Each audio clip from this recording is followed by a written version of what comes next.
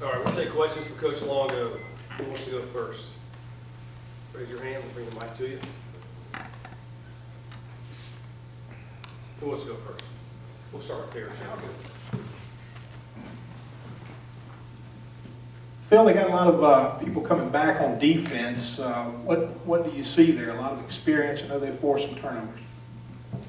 Well, they have 10 guys that have started on defense back, and they've been playing in the same system for the last 2, 3, 4 years, depending on what year the players are. And so there's a lot of continuity defensively, and there's also a lot of confidence. I think, you know, Cliff is a friend of mine. I followed his team for years. We opened with Texas Tech in 2015, and I know that improving on the defensive side of the football has been a major issue there, and they've gotten systematically better over the years. And I think this is what it seems to me is the first year they're coming back into a season with some really high confidence on the defensive side of the football, because it's probably their most talented group of defensive players that they've had since Cliff has been there, and it's also maybe the most veteran-laden team that they've had on defense. And so those two things right now I think are huge for them, and they have a lot of confidence on that side of football. Coach, I know you and Kingsbury are friends. When was the last time you talked to him, particularly with you guys opening the season against each other this year? And how much back and forth do y'all do in terms of sharing knowledge? Truthfully, I think Cliff is one of the best game playing guys on offense that I know. I think he's one of the best in the college game, and so I make it a point to see him every year if I can. Of course, we didn't get together this year. Talked to him last week via text. We're going to talk on the phone tonight, but he does a great job of game planning explosive plays and game planning touchdowns. And you know, he's not going to spend time to put in a sprint out package to throw a 5-yard hitch. He's going to put time and energy into investing into plays that are explosive and create touchdowns. And that initially was my interest in some of the things that he does. And you know, I don't think that's going to change this year. I think he's been game planning on this for quite some time now.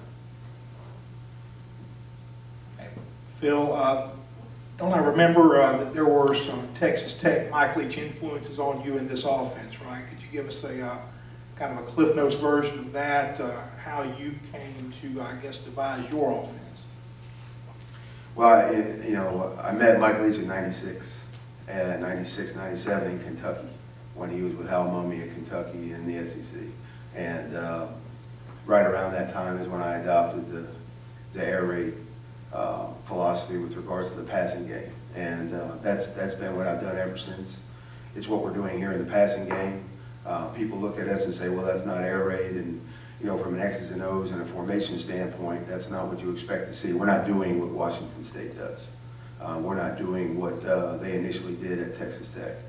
But philosophically, chasing space and creating separation versus man coverage and doing all those things in terms of attacking space, both in the run game and in the pass game, that hasn't changed since I met him. I believe in that philosophy. That's what we do here. I think our guys are good at it. And but there's always going to be a physical downhill run element in the offense, and that might be, I think, maybe the biggest difference. And I met Cliff in the early '90s when he was, in the early 2000s when he was playing quarterback for Mike, and I'd say over the past 5 or 6 years I've got to know him, really well. Coach, it looks like their base defense is a 3-down lineman, which we see a lot in the SEC. Doesn't change anything what you're going to be game planning for your offense, does it? You know, it does, and I always say this, it's more about what we're doing. There's only so many things you can do on defense, just like there's only so many things you can do on offense. I mean, you're going to be in a 3-down, you're going to be in a 5-0-5, you're going to be in a 4-down. I mean, there are little nuances that are different from, you know, an LSU to a Texas Tech to an Arkansas. But there's subtle differences, you know, in terms of whether they're going to move those people or not. This game plan and the things that we're doing right now are more about you know, what we want. We want to dictate on offense. You know, we don't want to be reactive.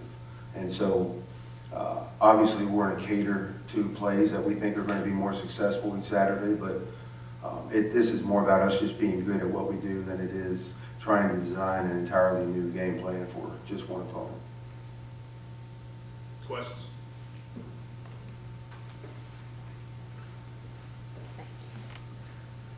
What has Elijah Moore done to earn a spot on the team here? Well, I mean, Elijah's young, but he's been here in the summertime and worked hard and gotten to know our players. And, you know, he's really, really athletic. He's a great player out in space. You know, we're constantly trying to promote space for all of our guys, both in the run game and in the pass game. And he does a tremendous job of taking advantage of open grass. And so I think at some point you're going to see some of his open field talents this season. Whether or not that's Saturday, I don't know yet, but he certainly has a place in our offense and on this football team. Questions? Anything? Both your tight ends have had a really good camp, Dawson Knox and They have. Davis Cooley. So they could possibly be on the field at the same time? Yeah, I mean, we're an 11 personnel based team, but we will play 10 and we will play 12, and just based on what the needs are for that drive or that down, you could see us branch out from 11 and go to 10 or 12. It just depends on what we feel like we need at that time. But we are very pleased with Dawson Knox and Octavius Cooley and also Jason Beller, that tight end. Any more questions for Coach Longo? Coach, how did you grade Matt Corral during the course of the camp, and do you feel confident that he can help you behind Jordan? I do. I think anytime you have a young quarterback, I've said this a few times, I mean, this is a young man that was sitting in a high school class taking final exams in December, and in March he's running an SEC offense. So it's a process, just like it was with Jordan Ta'amu, just like it was with Jay Patterson. And so, you know, he kind of got through the growing pains in the spring. I thought he did a great job of studying film and trying to prep himself. He was a lot more prepared coming into summer camp here in August, and he's made some tremendous progress. And I think he's kind of where we would hoped he would be at this time, heading into our opening game on September 1st. Any more questions? All right, thank you, Coach. Howdy, Toddy.